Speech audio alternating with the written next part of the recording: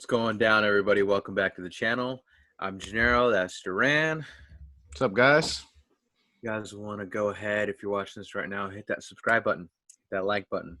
Stay tuned for our next episodes. Let's see here. Okay, today we're talking about our favorite draft choices in the last, 2017, 18, and 19 years for the NFC South. So we got the Atlanta Falcons, Carolina Panthers, New Orleans Saints, and the Tampa Bay Buccaneers. All right. So before we get started, Duran, you got anything to say? No, I think we covered all the news in the last episode.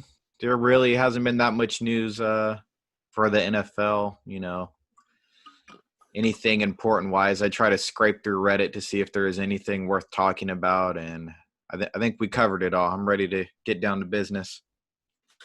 Sweet. Me too. Okay. So here we go. We are going to start off today with the Atlanta Falcons. I think today, or this episode, has some better draft classes than the previous episode that we did. I like a lot more of these players. Same here. It was kind of difficult for me to go over some of these guys. Yeah. Kind of pick between them, but I guess that's a good problem. So for Atlanta 2017, they started off Takk McKinley. I like that pick. They actually jumped in front of the Cowboys and snagged him. He probably would have been their pick. Duke Riley, the outside linebacker. I don't know Sean Harlow. He was their fourth-round pick, so I don't have much to say about him. DeMonte Casey, I actually thought him. Yeah, I liked him. I thought he was a pretty good late-round pick. Small school guy, San Diego State. Brian Hill, who we've seen a little bit of. Eric Schubert, tied in from Drake. So that was pretty much their 2017 class. 2018 started off with Calvin Ridley. Isaiah Oliver, the cornerback from Colorado. I know I looked at his film. Deidrin Senat, I remember him too. He was South Florida guy. Ito Smith, the small running back from Southern Miss. And I don't really know the last two. Oh, Russell Gage. I do remember him, Russell Gage, but out of LSU. That's probably just from watching so much LSU.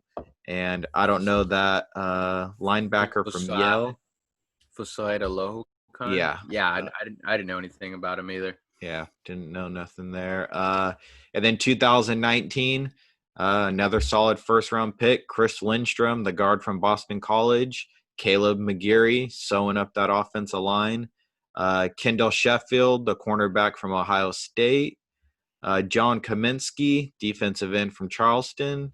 Quadre Ollison, running back. Jordan Miller, cornerback. Marcus Green, running back. I don't know those last two again. So, who do you got? Who's your favorite? I'm gonna take a wild guess here and say that this is your guys' favorite too. Let's see here. I went with Calvin Ridley. Yep, he was my favorite receiver in that class. Yeah, coming Florida kid. Growing up, and then he moves on to Alabama. Yep. Ends up being round one pick, number 26. He was actually my favorite receiver that year. Yeah, like I said in the last episode, I had those guys stacked all together. It was Calvin Ridley, Anthony Miller, DJ Moore, and Cortland Sutton. So all those guys I had first, second round grades on, but Calvin Ridley definitely was my favorite. Yeah, you can see how his production-wise over there at Alabama kind of trickled down throughout the years, but he was still, a great route runner. I mean, I understand with all those stars over there, you got to spread the ball out a little bit more. Mm-hmm. In 2015, actually, where I think he had his best season over there at Alabama, 89 receptions, and he had 1,000 yards, over 1,000 yards actually. Then it kind of trickles down, but yeah, I was a big fan of him coming out. It was pretty interesting to see him play against his younger brother in the championship game. But he's won a national championship over there. So actually, he won two. He's won two national championships over there at Alabama, 2015 and 17. Yeah. So definitely was my favorite receiver coming out that year and my favorite in the last 3 years of their draft class. Yeah, I forgot that he played against his brother. I remember now watching that game at the end. They go up and they hugged each other uh, at the very end. And I think little brother Yeah. outshined him that game too. Played better. I definitely, I was going to say that I think he did as well. Yeah, didn't get the win, but he played pretty well. But yeah, Calvin Ridley, wide receiver, Alabama. He was my favorite draft pick that they've had the last 3 years. Um, I think him and Cortland Sutton, out of those four guys that I mentioned, were the most NFL ready. And Hmm. I liked Calvin Ridley the most. I kind of compared him to Stephon Diggs because I think that his route running is like top notch. He also Solid showed, comparison. yeah, he also showed multiple release moves from the line of scrimmage to beat man to man. He has good speed throughout his routes and just great technique. So all those things add up, and he's allowed to get separation with ease. He played inside and outside, and those are just all the things you look for when you're scouting for a wide receiver. So that's why I did have him as my number one guy. Once he got to the combine, he didn't test that well. But to me, the tape didn't really lie. And especially when you're playing in the SEC, you're already playing against top notch guys. So it wasn't like a small school guy balling out, then coming in and testing bad. And you're like, oof, I don't know if you can make that transition. But Yeah, now I he's in think Atlanta. everybody was. Go ahead. Yeah, I think everyone was expecting him to be like a superstar, tester at the combine. But I Yeah. still think he did solid. Personally, I think he did solid. But like you said, people were expecting him a little bit to do a little bit more, and he didn't really wow you. But I think his production on the field, like you were saying, Yeah. helped him get drafted first round. But The thing with him is he only had his vert was 31. He ran a fast 40, 4.43. yeah, He had a weak vert, and he had the worst broad jump out of all wide receivers at only 9.2. It's just weird, but like I said, the tape didn't really lie. I liked him. I'm glad Atlanta picked him, teamed him up next to Julio Jones, who we all know is the number one receiver in Atlanta.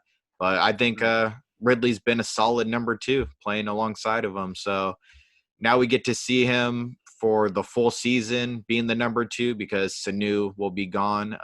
He's moved on to New England. So now Ridley he's the dude, the number two. So this is one of my favorite duos in the NFL. Maybe I like it. I like New Orleans a lot now. Tampa Bay, Atlanta. Those are like some of my favorite duos to go to be in the NFL right now. So Atlanta, they're solid. Yeah, definitely. Dang, I was just looking at his combine numbers. He had 15 reps too on the bench press. It's pretty solid. Yeah, bench press. Bench press they need to Okay. throw out. I'm not a All fan of the right. bench press. But Who you got? Anybody who's honorable mention? yeah, it was the guy that they sniped ahead of Dallas and took, Tack McKinley. I liked him. I didn't love him. But I did like him. He was my number 5 edge rusher.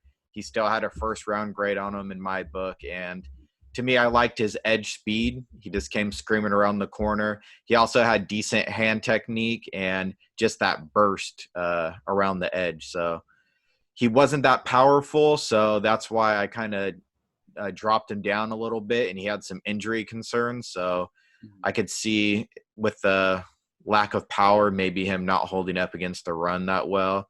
And of course, injury concerns usually continue into the NFL. But to me, I feel like the strength wise, you could usually add strength once you get into the NFL and get in their program. But as we could all see, the injuries are still there. I think every year he's been hurt. It's either been a shoulder or a groin problem with him. And yeah, right here he hasn't played 16 games in his whole career. So yeah, 3 years hasn't played 16 games. So now I know the Falcons have declined his 5th-year option, Yeah. and he'll probably have to restart on another team. But Tack McKinley, he's my honorable mention. Yeah, he went surgery for a torn labrum and a fractured shoulder. Yeah. Shoulder socket. That is intense. It's such a hard one to repair too because your shoulder is the only joint that goes up, down, and side to side. Everything else like your elbow is just one way. Your knees go one way. It's that damn shoulder and hip. Those two things are tough to fix. So Yeah, he I has an liked Tack. uphill battle.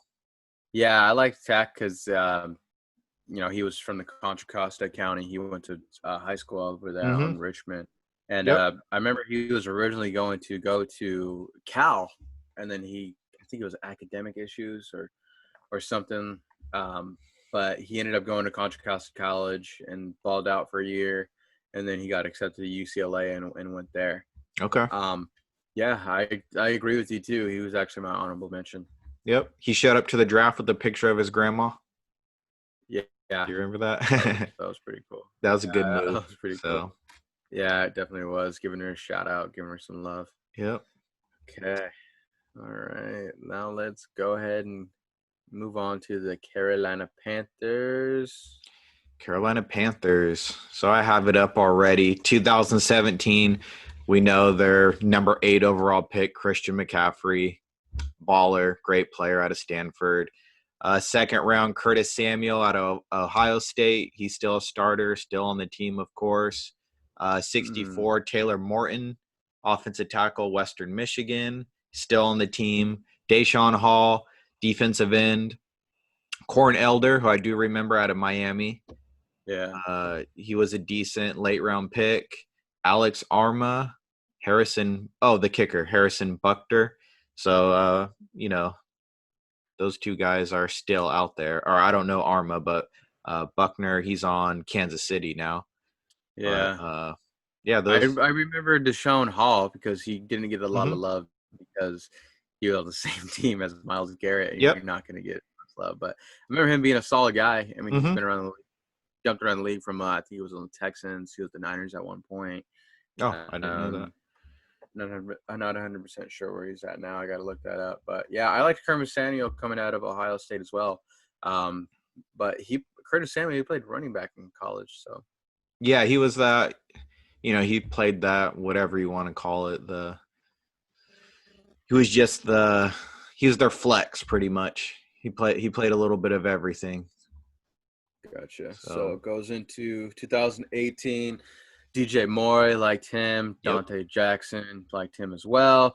Rashawn Galden, I remember him. Dang, they drafted so many cornerbacks. Let's see. Ian Thomas, I remember him. Watched him a little bit over that Indiana. Marquise Hayes, Jermaine Carter Jr., Andre Smith, and Kendrick Norton. Yeah, I don't know their last 4.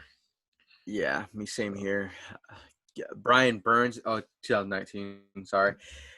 Brian Burns, remembered him. Was a big fan of him. Greg Little, Will Greer, Christian Miller, Jordan Scarlett, Dennis Daly, and Terry Godwin. I actually liked the 2019 class a lot. Okay. Same with 2018. Let's see here. But if I gun to my head saying who's your favorite, it was obviously Christian McCaffrey, and that's not what he's done. It's definitely all the things that we have said about our draft picks, something that we liked. Christian McCaffrey, his dad, Ed McCaffrey. Yep. He has brothers in the league right now, and actually a brother starting for Michigan at quarterback. The kid was a stud. I definitely loved watching him over at Stanford, just running wild. I think that he should have won the Heisman that year, and reports came out later from one of the voters on the Heisman saying that, I never got a chance to watch Christian McCaffrey because he plays on the West Coast and they play games so late. Yeah. And that was actually a big thing. And I think that year, let's see, what year was that? That he was gypped for the Heisman. He was runner-up that year. I remember that for sure. I think that was in 2015. Derrick Henry. Yeah, see, like he was on a dominant team, and I think that's what got it for him. Stanford wasn't really a standout at that time, but Yeah, Christian McCaffrey. I mean, what's more to be said about that guy? CMC 22. This guy was a beast. Yep. So for me, I narrowed it down to two guys. Of course, Christian McCaffrey takes the cake, but also DJ Moore is going to be my honorable mention. I love DJ Those are Moore coming guys. out. So Yes. these were two guys that I kind of was, I didn't see their transition into the NFL being as good as it's been. I mean, of course, McCaffrey was a killer at Stanford, over 5,200 yards and 31 touchdowns in his career. He was lightning quick. He had great burst and change of direction like no other. But I think what I liked the most about him was his patience running. He'd really let his line develop and get on their blocks, find that open hole, and then just burst right through it. So I knew he was going to be a top pick, as he deserved to be. During the combine is where he really showed that he was that elite athlete. He put up great numbers. Just balled out at the combine. And to me, coming into the NFL, I thought he was going to be like the perfect complement back to a bigger, powerful running back. But he's definitely put on a lot more muscle over since getting into the NFL, and definitely proved me wrong, showing that he has no durability issues and, of course, could play all three downs. And yeah, he runs between the tackles. He leads the running backs in catches, or is at the top every year. And just the sky's the limit for this guy. He's earned the right to be the number one paid running back in the league. And, despite the team struggles altogether, he just goes out there every week and puts up ridiculous numbers. So Christian McCaffrey, of course. Yeah, I mean, the guys I really liked too was Christian Miller and Brian Burns a lot. Mm-hmm. But So for my honorable mention, DJ Moore. Yeah. Another guy that is one of their better players, if not their second best player on offense. I had a second round grade on him coming out, and he was picked at number 23. So, it's not bad, maybe a tad bit earlier than I thought he'd go, but perfect. I think is the perfect selection for them.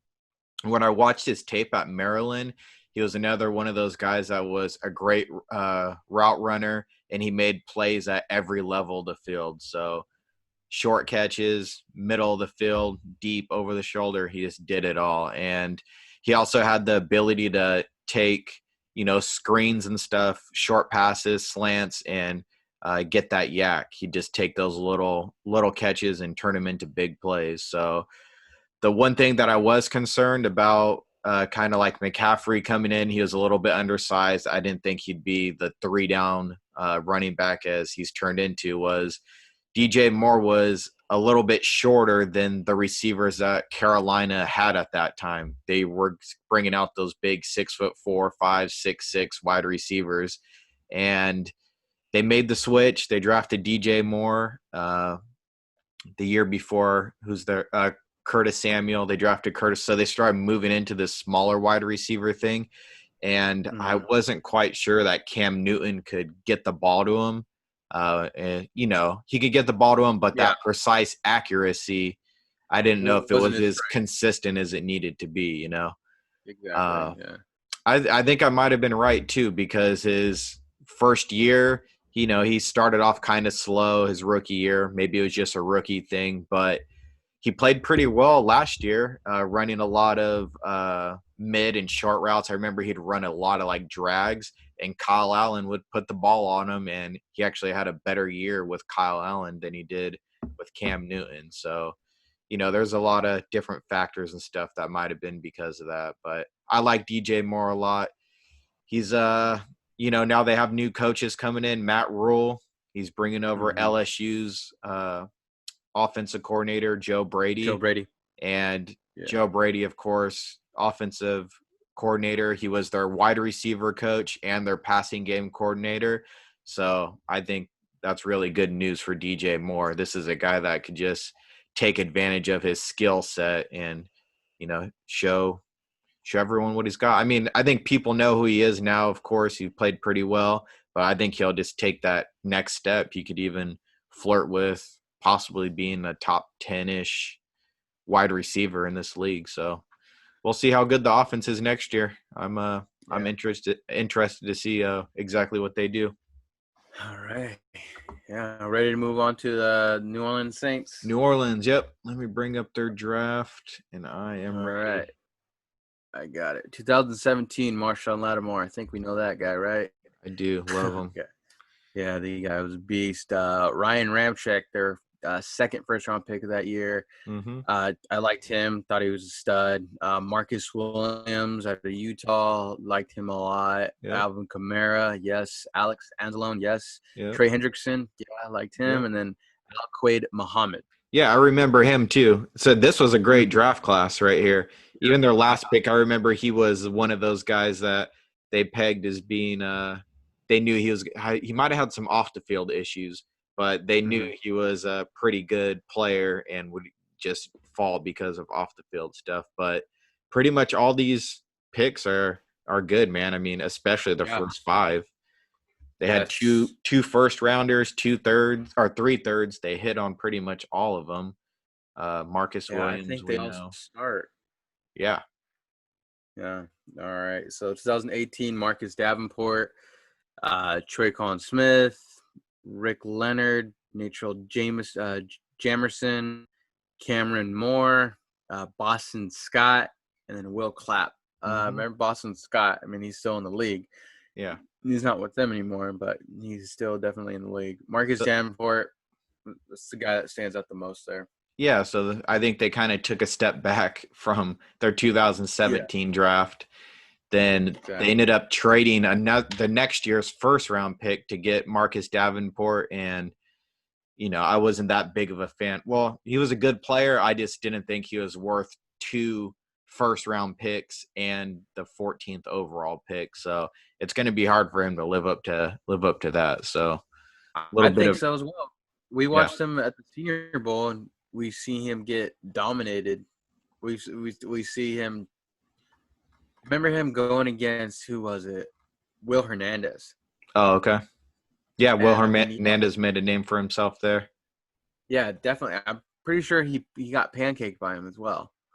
I got to go back and look at it, but, we'll see. That was a weak draft class for defensive ends.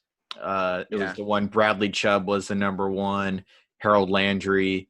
This is the order I had it. Then Harold Landry, Sam Hubbard, and he was my number 4 in a weak draft class, and they traded up their first-round pick to get him. I just wasn't a fan of that. Yeah.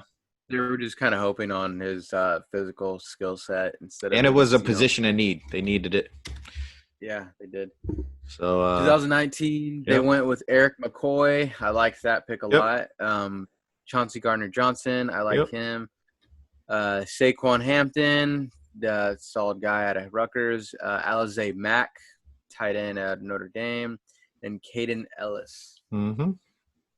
I remember Alize Mack. I remember he went to the same, actually, high school as Snoop Dogg's kid when they'd when they're actually balling out. Over was he on Snoop's football team? I know he's had a couple kids drafted. Yeah, I think he was. So do we have the same player? Is yours Al-Quaid Muhammad? Close. A little bit more highly touted player, Marshawn Lattimore. He was my favorite cornerback in that draft, and to me, he was just it was all around. He had the perfect size, he had athleticism, and I think he was just built to be a number 1 cornerback in the NFL. And the one thing I didn't like is he only started 1 year in college. But in that 1 year, he had 4 interceptions and 9 pass deflections, which is pretty good. And, when you get your hands on the ball that many times, it's not an accident. It usually transfers over. So he was great at playing man-to-man. He played physical, and he really challenged wide receivers at the catch point. So when those 50-50 balls were coming over the top, he'd really, really get his hand in there and break those things up. So that's just the perfect playing style for the NFL and playing those big receivers, especially when you're playing guys like Julio Jones twice a year and things like that. Like, I think he can handle it. So those are just the things I look for when I'm looking at these cornerbacks coming out of college. He did have some hamstring injuries, which I think it happened.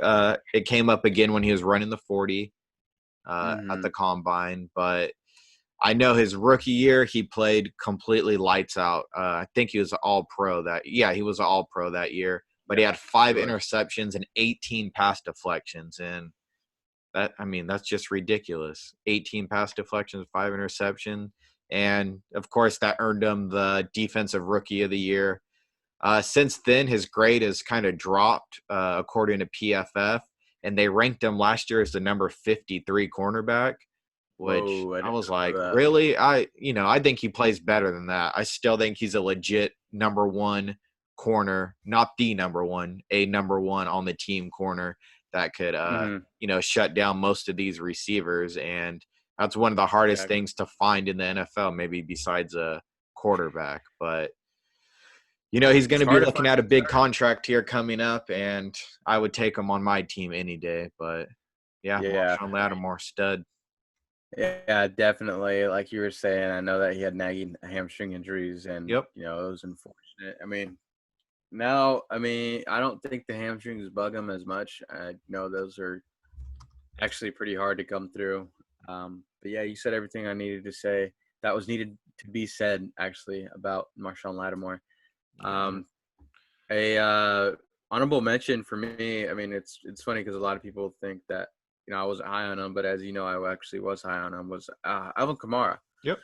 I know Alvin Kamara didn't get a lot of love because he wasn't the exact starter over there at Tennessee. I know he spent a lot of reps with Jalen Hurd when Jalen Hurd actually was there, but kid was a stud. I loved watching him play. I loved watching this guy just come out and just do his thing. Yeah, definitely a great pass catcher to the backfield.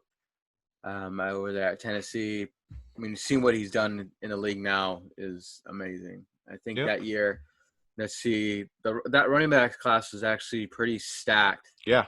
I had Christian McCaffrey actually leading the way. Then I went Dalvin Cook. Then I went Joe Mixon and Kamara right neck and neck to each other. Mm-hmm. And then I had Leonard Fournette. Okay. A lot of people were really high on Leonard Fournette. I was high on him. I still had him with a round 1 ranking, but I actually you couldn't go wrong with any of these running backs in round 1. I know it's kind of rare for running backs to go there now, but I had them go in there. Was definitely big fans of all these guys. But yeah, he was my honorable mention. Yeah, same here. We talked about it's a great draft class for him. And he was actually my number 4 running back that year. I had a 2nd round grade on him, so they ended up getting him in the 3rd. That's just great value, and the way I say you should draft running backs in the NFL. And even though I was that high on him, I know you were higher, but I think he turned out better than I even I imagined. I figured he'd come out, be like that compliment back type of dude. But I think he's probably ended up being the best one. I can't really think of another guy that, I don't think he could quite be a complete 3-down back getting the 300-400 carries a year. He's not that type of player. But for what he does, I think he's the best. Coming out of Tennessee, he was slightly undersized, but his burst and speed and change of direction was all there. And what I've always been impressed with about him from college and the NFL is his balance. And you could tell that he works on it and his ability to break tackles. For a guy his stature, people hit him and they just fall off of him. Another guy that I think has similar balance and that ability too is Kareem Hunt. It's like it just doesn't seem to affect some of these guys. And, he does that. He did that in college. He does it in the NFL. And he did struggle a little bit with a knee injury and ankle injury last year. So, that's one thing that's kind of hampered him last year where he didn't perform as well. But I just think the Saints use him perfectly, especially for what they do. he's another player that I love watching every Sunday, and I hope he stays healthy because he's one of the top players in this game, and I think he's at the top of his game. So, yeah, Alvin Kamara, honorable mention. Yeah, definitely. Like you were saying, his balance is just unreal when he gets. Yeah, that's just great body control. Tackle just bounced off him. That was always fun to say. I remember it really made me start looking for that in running backs in the draft moving forward. I think Kareem Hunt too, like I mentioned, those guys, I'm always like, wow, their balance is ridiculous. And then you see how much he actually works on it with his videos and stuff. And he just does so much impressive things that you could tell that it pays off on the field. Yeah. All right. Ready to go on to the Tampa Bay Buccaneers? Tampa Bay, I'm ready. All right. 2017, I actually liked this class a lot. Was a small amount of guys, but was a big fan of everyone. Mm-hmm. OJ Howard, tight end, Alabama. Guy was a stud. Definitely on the trading block, I hear. Justin Evans, I remember him coming out of Texas A&M. Chris Godwin, still a star. Was a huge fan of him coming out of Penn State. Kendall Beckwith. I liked him. I thought he was a solid player out of LSU, and he still is today. Jeremy McNichols, I thought he was going to be way better than what he ended up being, but not really good. And then Stevie T. Stevie T. Let's just say Stevie T. Didn't really know much about him coming out of USC. Yeah, that was a good draft class. OJ Howard hasn't quite lived up to his selection right there for first round. I thought he'd be, one of the top tight ends in this. And when you hear like guys like Njoku demanding trades and stuff, I think OJ Howard's one of those guys that, I think he deserves it more than Njoku does, because their tight end room is pretty filled, and they brought in Gronk. It's like, come on. But yeah, good draft class overall. 2018. Looking at these other draft classes in 18 and 19, one thing that is for sure, they always draft a few cornerbacks and safeties. They're trying to get that defensive backfield secure. But 2018, Vita Vea. Sorry. Loved that guy coming out of Washington. It was fun to see him play. Ronald Jones was a fan of him coming out of USC. MJ Stewart, I liked him coming out of North Carolina. I think he plays safety now. Carlton Davis, big guy out of Auburn. Alex Kappa, Senior Bowl star from Humboldt State. Jordan Whitehead out of Pittsburgh. I remember him, liked him. Justin Watson, receiver out of Penn, Pennsylvania. I didn't really know much about him. And then Jack Cicci out of Wisconsin, inside linebacker. I remember watching him. I liked him. See, 2019, Devin White, LSU stud. Sean Murphy Bunting. Yep. I liked him. Jamel Dean. Yeah. And Jamel Dean. Too. Yep. Jamel Dean, liked him a lot too. Mike Edwards, I liked him coming out of Kentucky. Anthony Nelson. Yep. You weren't too high on him coming out, but I remember I liked him a lot. Let's see. Matt Gay, kicker out of Utah. Scott Miller out of Bowling Green. And then Terry Beckner Jr. out of Missouri. You got it. All right. I'm going to go out on a limb here. Actually, I don't know. I think yours might be different. Go ahead. You shoot first. Yeah, mine's Vita Vea. I loved watching him. Okay. So I watched a lot of defensive tackles that year, and I really liked Vea. I just think he was ridiculously dominant in college. He was my number one interior defensive lineman. Just his ability to push the pocket and disrupt the offensive line, it was unmatched between anyone else in this draft class. His elite power just showed he could stack and shed offensive linemen easily. And his anchor versus double teams, it's like he never left the line of scrimmage. So, he's 350 pounds. He's a hard dude to move. And on top of that, he's pretty athletic too. His combine testing was pretty impressive. I think he ran like a 5.140 or something like that. He almost broke the sub 5 at 350 pounds, which you don't see that very often. So I think he's played Yeah. pretty well since being in the NFL. Maybe he would get more shine if his team was more popular. Well, he didn't ask for it, but now Tom Brady's on the team, so the spotlight will be on them this year. And I think he'll get some more love, but I don't think he'll ever be that top number 1 or number 2 type of defensive tackle in the league. That's simply because he just doesn't stay on the field enough. Guys Yeah. like Aaron Donald, Buckner, those defensive tackles, they're on the field for like 1,000 snaps a year. And Vita Vea, he's on the field. I see right here is the most he played was 749.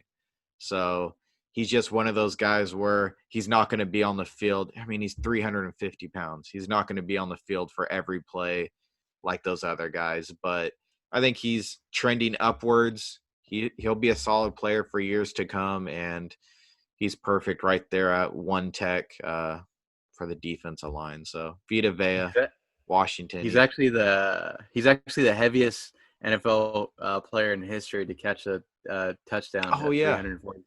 yeah, I remember that now.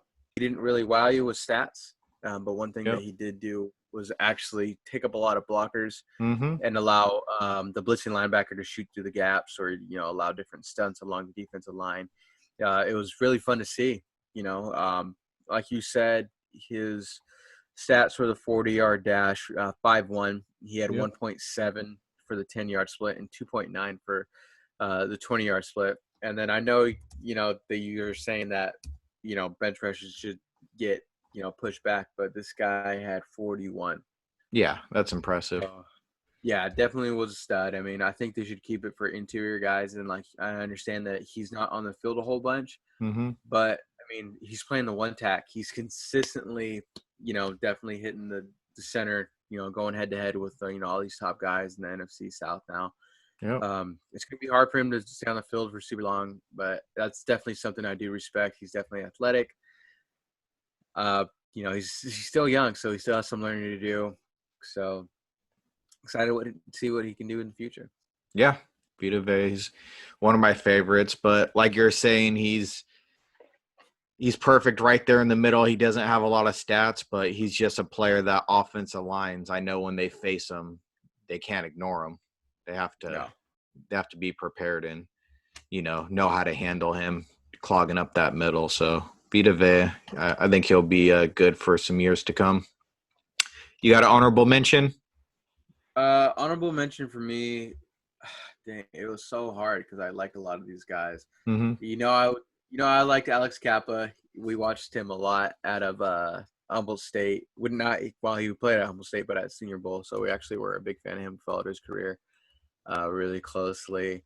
I have a few guys. I'm not going to go into great detail because the amount of guys I do have. I like Mike Edwards a lot coming out of Kentucky. Devin White, Sean Bunting.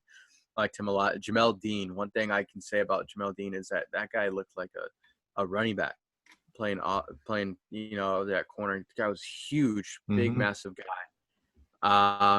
But OJ Howard and Chris Godwin, I liked them so much.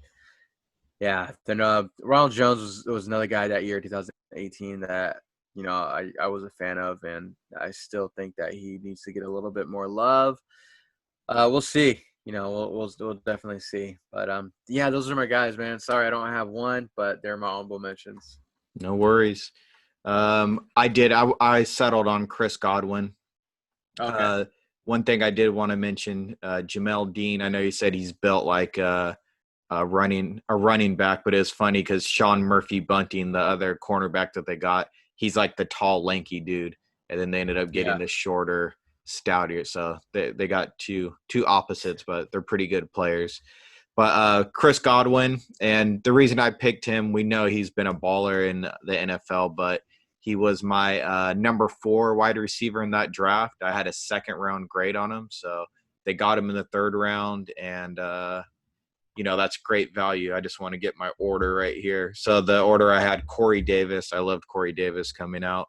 Mike Williams, Curtis Samuel, and then was Chris Godwin. I'm a little bit embarrassed to say, but I had John Ross above Cooper Kupp as the next two, but you can't hit them all. Yeah. But yeah, Chris Godwin, great value pick. I liked his ability to make plays down the field. He was really good at winning 50-50 balls. He had solid hands, and he could catch the ball like over the middle in traffic while he was getting hit. And that's something you have to do to in the NFL and, to have a starting job especially. So one thing is I didn't see much separation on his routes in college, but he checked all the other boxes and, he killed the combine. So that's why I liked him so much. But I think he's cleaned up that in the NFL now.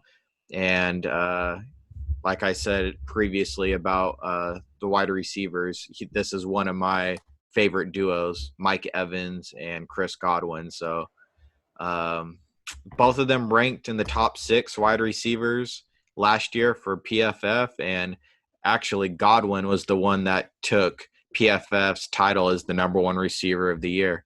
You might think Mike Evans is a better player, but PFF went with Godwin. So that's pretty impressive for both of those guys to be ranked so high. Tom Brady, now he made a pretty damn good choice by choosing this team. I mean, look at the weapons they have from tight end to wide receivers catching the balls. I mean, I don't think he gets much better than that. So, I mean, look at last year. I mean, he was like number 12, I think, in fantasy quarterbacks, and now he's inheriting the offense of Tampa Bay, and Jameis Winston actually went off. But he also lost a lot of points because of the amount of interceptions he threw, and that's something that Tom Brady can take care of. So I think that he's going to be a fantasy go-getter this year. But definitely.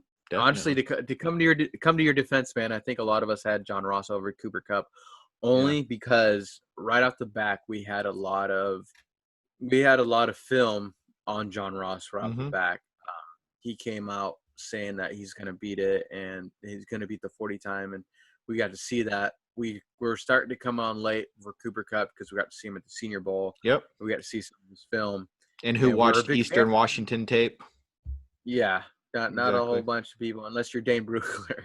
And Jeremiah, and all of them. But yeah, man. So definitely this class was a lot better than the NFC North classes, I got to say. I think this is actually my favorite division drafts so far that we've done. Yeah, these guys, they all have home run picks. And, a lot of them, because we did like the last 3 years, they're either going to be hitting 5th-year options or big contract time. I think the only one in this that's been re-signed is McCaffrey in this draft class. But Marshawn Lattimore, Alvin Kamara, Godwin, DJ Moore, Calvin Ray, all these guys are going to be hitting those second contracts, and I think most of them are going to get it. So, yeah, you got anything else before we get on out of here? No, that's about it, man. All right. Well, thanks again for tuning in. Again, please hit that subscribe and like button. Our next episode, we'll be following the NFC East and the NFC West. So stay tuned for that. I know we got a lot of Niners, and we know we got a lot of Cowboys fans watching. So we'll see. All right, guys. Stay tuned. Take care. Have a good one. Till next time. Later.